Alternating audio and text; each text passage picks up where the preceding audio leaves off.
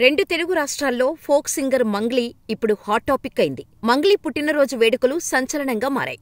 చేవెళ్లలోని ఈర్లపల్లి గ్రామ శివారులో ఉన్న త్రిపుర రిసార్టులో బుధవారం అర్ధరాత్రి వరకు మంగ్లీ పుట్టినరోజు వేడుకలు చేసుకుంది. ఈ పార్టీకి మంగ్లీ ఫ్యామిలీ, సినిమా పరిశ్రమకు చెందిన కొందరు స్నేహితులు ఎంజాయ్ చేయటం మొదలుపెట్టారు. అప్పుడే సడన్ గా పార్టీలోకి పోలీసులు ఎంట్రీ ఇచ్చారు. దీంతో మంగ్లీ పార్టీ విషయం తెలిసి ప్రస్తుతం తెలుగు రాష్ట్రాల్లో సంచలనం సృష్టిస్తోంది. చాలా పేద కుటుంబం నుంచి వచ్చిన మంగ్లీ ఈ పని తెలిసే చేసిందా? మంగ్లీ స్టార్ సింగర్ స్థాయికి ఎలా ఎదిగింది? అసలు మంగ్లీ సినీ ప్రస్థానం ఎలా మొదలైంది? అసలు బర్త్డే పార్టీలో ఏం జరిగింది? మంగ్లీ ఇస్తున్న పార్టీ గురించి పోలీసులకు ఎవరు ఇన్ఫర్మేషన్ ఇచ్చారు? పార్టీలో విదేశీ మద్యాన్ని, గంజాయిని ఎవరు సప్లై చేశారు? మంగ్లీనే ఆ ఏర్పాట్లు చేసిందా? సింగర్ మంగ్లీ అసలు పేరు సత్యవతి రాథోడ్. ఆంధ్రప్రదేశ్లోని అనంతపురం జిల్లా బస్నేపల్లె తండాలో పేద బంజారా కుటుంబంలో పుట్టింది. 5వ తరగతి వరకు బస్నేపల్లి తండాలో ఉన్న ప్రభుత్వ పాఠశాలలో చదివింది.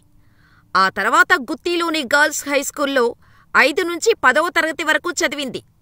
చిన్నప్పటి నుంచి మంగ్లీకి సంగీతమంటే చాలా ఇష్టముండేది. దీంతో కూతురులోని టాలెంట్ గుర్తించిన మంగ్లీ తండ్రి చిన్నప్పటి నుంచే ఆమెను సింగర్ అవ్వాలని ప్రోత్సహించారు. ఇలా తండ్రి ప్రోత్సాహంతో ఆర్డీటీ సంస్థ ద్వారా సంగీతం నేర్చుకుంది. అలాగే తిరుపతిలోని శ్రీ వెంకటేశ్వర విశ్వవిద్యాలయం నుండి కర్ణాటక సంగీతంలో డిప్లొమా చేసింది. మొదట జానపద గీతాలతో కెరీర్ ప్రారంభించింది మంగ్లీ. ఆ తర్వాత టీవీ ఛానల్స్లలో పనిచేసింది. ముఖ్యంగా తీన్మార్ ప్రోగ్రాంలో మాటకారి మంగ్లీ పేరుతో బాగా ఫేమస్ అయింది. అలా ఛానల్స్ మారుతూ సింగర్గా ప్రస్థానం స్టార్ట్ చేసింది. తెలంగాణలో పల్లె పాటలకు మంగ్లీ కేర్ ఆఫ్ అడ్రస్గా నిలిచింది. అలా జానపదాలు పాడుతూ, ప్రైవేట్ ఆల్బమ్స్ చేస్తూ, టీవీ ప్రోగ్రామ్స్ చేసుకుంటూ, సినిమా సింగర్గా, నటిగా ఒక్కో మెట్టు ఎక్కుతూ ఎదుగుతూ వచ్చిన మంగ్లీకి శైలజారెడ్డి అల్లుడు, అలవైకుంఠపురంలో, జార్జిరెడ్డి, లవ్ స్టోరీ లాంటి సినిమాల్లో సూపర్ హిట్ సాంగ్స్ పాడే ఛాన్సులు రావటం, ఆ పాటలు సూపర్ హిట్ అవటంతో మంగ్లీ తిరిగి చూసుకోలేదు. ఇలా నితిన్ మాస్ట్రో సినిమాతో నటిగా మారింది మంగ్లీ. సింగర్గా హిట్ సాంగ్స్ పాడుతూ, భక్తి గీతాలతో ఆల్బమ్స్ చేస్తూ, టీవీ ప్రోగ్రామ్స్ ఇస్తూ చేతినిండా సంపాదిస్తున్న టైంలో మంగ్లీ కొన్ని వివాదాల్లో చిక్కుకుంది. మంగ్లీ తెలంగాణలో బోనాల ఉత్సవాల ప్రారంభం సందర్భంగా చెట్టు కింద కూసున్నవమ్మా అంటూ సాగే బోనాల పాటని యూట్యూబ్లో పాడి రిలీజ్ చేసింది.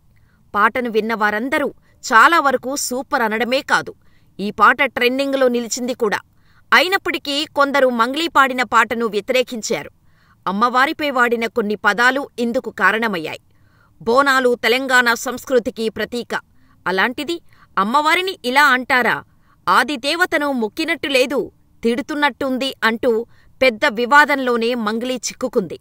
లిరిక్స్ మార్చాలంటూ కొందరు డిమాండ్ చేయడంతో పాటు అమ్మవారిని అవమానించారంటూ ట్రోలింగుకు గురైంది. ఈ వివాదంతో పాటు పొలిటికల్గా కూడా మంగ్లీపై చాలా ట్రోల్స్ వచ్చాయి.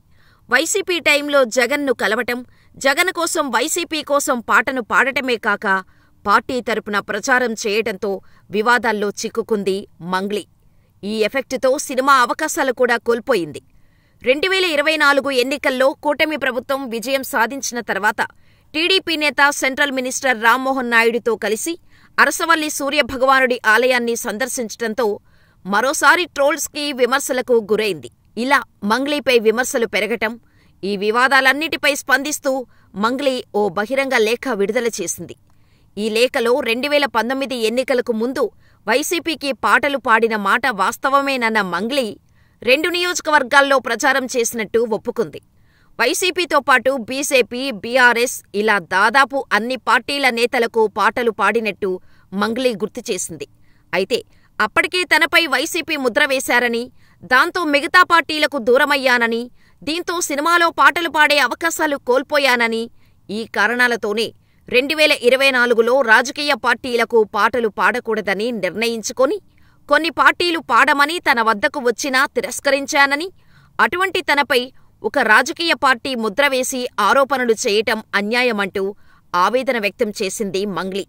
అటు అవకాశాలు తగ్గటంతో తన ప్రైవేట్ సాంగ్స్, ఆల్బమ్స్ చేసుకుంటూ కాస్త సైలెంట్ అయిన మంగ్లీ సడన్ గా లైమ్ లైట్లోకి వచ్చేసింది. నైట్కి నైటు కాంట్రవర్షియల్గా మారిపోయింది మంగ్లీ. దీనంతటికీ కారణం మంగ్లీ బర్త్డే పార్టీ. మంగ్లీ తన బర్త్డే సందర్భంగా సింగర్ మంగ్లీ పుట్టినరోజు సెలబ్రేషన్స్లో భాగంగా జూన్ 10న చేవెళ్ల మండల ఈర్లపల్లి శివారులోని త్రిపుర రిసార్ట్స్లో మందు, చిందు, విందుని ఏర్పాటు చేసింది సింగర్ మంగ్లీ.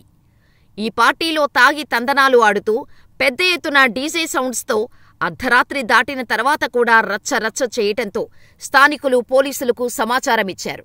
అయితే పార్టీలో డ్రగ్స్, గంజాయి, ఫారిన్ వైన్స్ విచ్చలవిడిగా వాడుతున్నారంటూ పోలీసులకు ఫోన్ వెళ్లటంతో రాత్రి 2 గంటల టైంలో పోలీసులు రైడ్ చేశారు. ఇక పార్టీకి అటెండ్ అయిన సుమారు 48 నుంచి 50 మంది అతిథులు ఉన్నట్టు గుర్తించారట పోలీసులు. ఇక అక్కడ ఫారిన్ వైన్, గంజాయి, అనుమతి లేని డీజే సౌండ్ సిస్టమ్ను పోలీసులు స్వాధీనం చేసుకున్నారని, డ్రగ్స్ టెస్ట్ చేయగా చాలామంది గంజాయి తాగినట్టు పాజిటివ్ వచ్చిందన్న వార్తలు గుప్పుమన్నాయి. అంతేకాకుండా మంగ్లీ, ఆమె manager Megharaj, resort assistant manager, గంజాయి వాడిన వారిపై సహా పలువురిపై కేసులు నమోదయ్యాయి. Excise act, NDPS act, BNS చట్టం కింద కేసులు నమోదయ్యాయని మీడియాలో వార్తలు వచ్చాయి.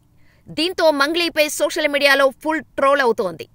గిరిజన స్వరం కాస్త మోడ్రన్ అయి, పెరిగిన మూలాలు మర్చిపోయి గంజాయికి బానిస అయిపోయిందంటూ కామెంట్స్ చేయటం మొదలుపెట్టారు. దీంతో మంగ్లీ స్పందించక తప్పలేదు.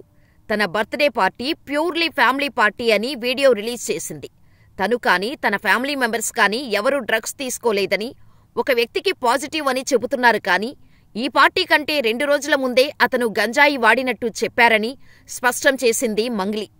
అసలు డీజేకి, లిక్కర్కు పర్మిషన్ తీసుకోవాలన్న విషయం తనకు తెలీదని, ఉన్నదీ లేనిదీ మీడియా సృష్టించి రాసేస్తుందని, ఇప్పటికైనా రూమర్స్కి దూరంగా ఉండండి అంటూ తన సోషల్ మీడియా అకౌంట్స్లో వీడియో రిలీజ్ చేసింది మంగ్లీ. ఇక మంగ్లీ పార్టీ రెడ్ హ్యాండెడ్గా రచ్చ రవి, బిగ్ బాస్ ఫేమ్ దివి డ్రగ్స్తో దొరికిపోయారన్న వార్తలు రావటంతో వాటిపై స్పందించారు ఇద్దరు. దీనిపై ఓ చిన్న వీడియోను రిలీజ్ చేశాడు రచ్చ రవి.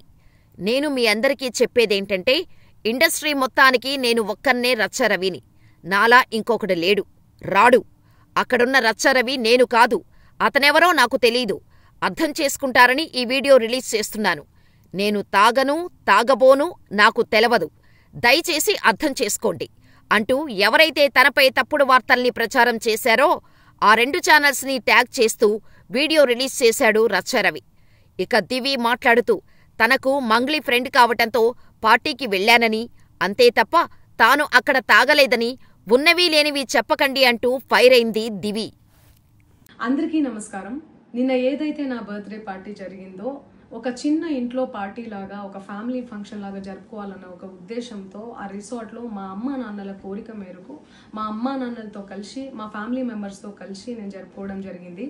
అక్కడ మా అమ్మా నాన్నలు, మా అమ్మా నాన్న ఫ్రెండ్స్, మా ఫ్రెండ్స్, మా ఫ్యామిలీ ఫ్రెండ్స్, మా టీమ్ మెంబర్స్ మాత్రమే ఉండడం జరిగింది. అండ్ అట్లనే లిక్కర్ ఉండడం జరిగింది, సౌండ్ సిస్టమ్ ఉండడం జరిగింది. సో సౌండ్ సిస్టమ్కి, లిక్కర్కి పర్మిషన్ తీసుకోవాలని చెప్పి నాకు అస్సలు అవగాహన లేదు, ఐడియా కూడా లేదు. అది అనుకోకుండా సడన్గా ప్లాన్ చేసుకొని వెళ్ళిపోవడం జరిగింది అక్కడ. సో అందుకు నాకు అవగాహన లేదు. లేకుంటే నేను డెఫినెట్లీ తీసుకునేదాన్ని. నాకు అసలు గైడెన్సీయే లేదు. ఎవరన్నా గైడ్ చేసినా కూడా నేను పర్మిషన్ తీసుకునేదాన్ని. లేకపోతే నేను ఎందుకు ఇలా తెలిసి చెయ్యను కదా. సో ఇదంతా ఇలా తెలిసి అయితే నేను తప్పు చేయలేదు, తెలియకుండా ఇది జరిగిపోయింది. అండ్ అక్కడ లోకల్ లిక్కర్ తప్ప అసలు వేరే ఏ ఇతర పదార్థాలు, మత్తు పదార్థాలు కానీ వాడడం అసలు జరగలేదు. అక్కడ దొరకలేదు కూడా, పోలీసులు సెర్చ్ చేసినా కూడా. అండ్ అక్కడ ఎవరికైతే పాజిటివ్ వచ్చింది అని చెప్పి పోలీసులు చెప్తున్నారో ఆయన ఎక్కడో ఒక చోట తీసుకున్నాడు, ఎప్పుడో తీసుకున్నాడు అని చెప్పి తేలిందని చెప్పి పోలీసులే చెప్పారు. అండ్ అది ఇన్వెస్టిగేషన్ కూడా జరుగుతుంది. మేము కూడా పోలీసులకు కోఆపరేట్ చేస్తున్నాము. అండ్ నేను ఎందుకు ఇలా చేస్తాను, అసలు నాకు తెలిసి ఎందుకు చేస్తాను, మా అమ్మా నాన్నలతో దట్టు, మా అమ్మా నాన్నలు పెట్టుకొని ఇలాంటివి నేను ఎంకరేజ్ చేస్తానా, ఇలాంటివి చెప్పండి. అండ్ ఒక రోల్ మోడల్గా, ఒక ఇన్స్పిరేషనల్గా ఉండాలని అనుకుంటాను, కానీ నేను ఇలా ఎందుకు నేను చేస్తాను. సో ప్లీజ్ దయచేసి మీడియా మిత్రులకు నా విన్నపం ఏంటంటే, ఆధారాలు లేని అభియోగాలు నా మీద అస్సలు మోపద్దు ప్లీజ్.